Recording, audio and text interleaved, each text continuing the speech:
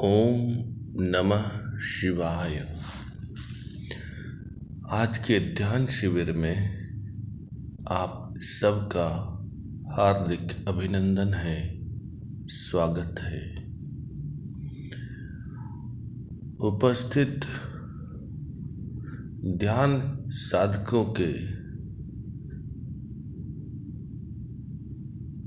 भीतर उपस्थित ईश्वरीय चैतन्यता को प्रणाम करके आज के सत्र को प्रारंभ करते हैं।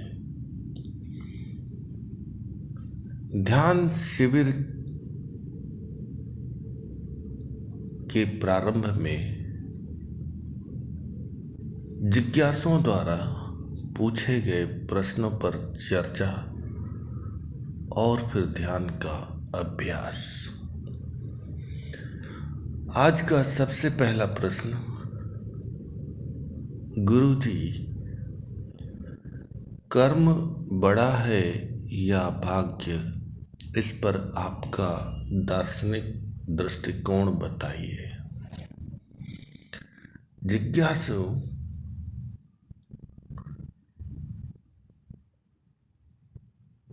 मन की कमजोरी है मूल कर्म को टालते रहना। लेन देन से संबंधित कर्म को टालते रहना, टाल मटोल करते रहना, और उसके बाद कर्म और भाग्य जैसे शब्दों पर चिंतन करना। वैसे हमारा निर्णय ही हमारा भाग्य निर्मित करता है। हम निर्णय लेते हैं हमारे मन से, हमारी बुद्धि से। इसीलिए भाग्य और कर्म की चिंता छोड़कर मन और बुद्धि की धुलाई करनी चाहिए। मन और बुद्धि को शुद्ध करना चाहिए।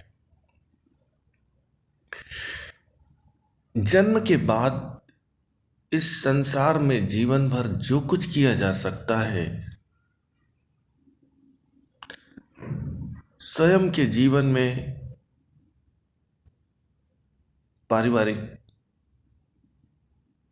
परिवेश में, बाजार में, मंदिर में, समाज में, सुख की दौड़ में, स्वास्थ्य की दौड़ में, धन की दौड़ में, पद प्रतिष्ठा मान सम्मान की दौड़ में, जहाँ जो कुछ भी किया जा सकता है, किया जा रहा है, वह सब अभिनय मात्र है। यह एक नाटक मात्र है। जन्म से मृत्यु तक प्रत्येक कर्म एक अभिनय मात्र है। और जो यह जान लेता है कि प्रत्येक कर्म अभिनय मात्र है, उसका कर्ता भाव गिर जाता है। और जब कर्ता भाव गिर जाता है, तब भाग्य से बड़ा कर्म हो जाता है। कर्म से भाग्य बदला जा सकता है। कर्म के फल को प्राप्त करने के लिए भाग्य सहयोगी हो सकता है। यदि हम अपने विचारों पर नियंत्रण रखें तो हमारे कर्म बन जाते हैं। यदि हम अपने कर्मों पर नियंत्रण रखें तो हमारे भाग्य बन जाते हैं। थोड़ा गहराई से चिंतन करें तो यह ज्ञात हो सकेगा कि जन्म के बाद प्रत्येक मनुष्य को प्रकृति सम्मोहित किए हुए है। प्रकृति की हर वस्तु आकर्षक लगती है, हम उससे बंधे हुए होते हैं और उस वस्तु की ओर खींचे चले जाते हैं। हम जो कुछ भी करते हैं वह गुरुत्वाकर्षण के द्वारा घटित होता है। हम तो कठपुतली मात्र है। प्रकृति हमें जैसा नृत्य करवाती है हम वैसे करते हुए चले जाते हैं। प्रकृति और चित्त दोनों एक दूसरे से अदृश्य धागों से बंधे हुए हैं। हम जिसे वासना कहते हैं, हम जिसे व्यसन कहते हैं, हम जिसे आदत कहते हैं, हम जिसे प्रवृत्ति कहते हैं, हम जिसे विकृति कहते हैं, हम जिसे स्वीकृति कहते हैं, हम जिसे अस्वीकृति कहते हैं, सब माया है। प्रकृति के द्वारा रची गई एक माया है और चित्त उस माया में उलझ जाता है। इसीलिए प्रारंभ में ही हमने कहा कि हमारा निर्णय ही हमारा भाग्य निर्मित करता है और हम निर्णय लेते हैं मन और बुद्धि से। इसीलिए मन और बुद्धि को शुद्ध करना सबसे पहला कर्म है। जब मन और बुद्धि शुद्ध हो जाए तो हम यथार्थ को जान सकेंगे और तब हमें ज्ञात होगा कि भाग्य का अर्थ अकर्ता भाव है। भाग्य का अर्थ अकर्मण्यता नहीं है। भाग्य का अर्थ कुकर्मण्यता नहीं है। थोड़ा विचार कीजिए, बुद्धि बड़ी चालाक और होशियार है। बुद्धि सब कुछ समझ लेती है। बुद्धि सब कुछ समझा भी देती है। विश्वास से खेलना मन और बुद्धि का स्वभाव है। थोड़ा व्यवहारिक जीवन का चिंतन करें। लोगों की चित्तवृत्तियों का चिंतन करें तो मालूम होगा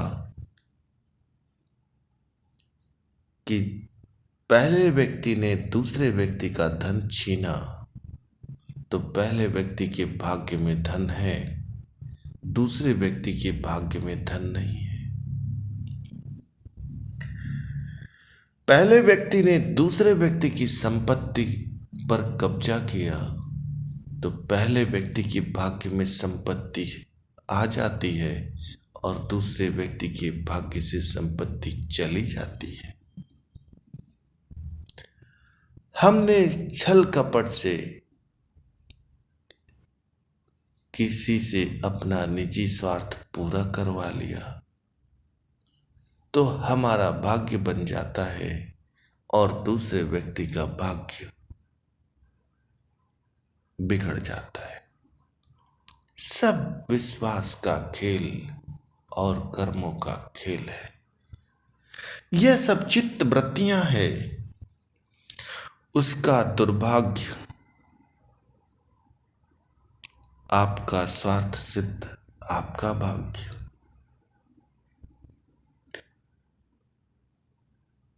परिणाम तो प्रकृति के नियम के अनुसार ही भोगना पड़ता है।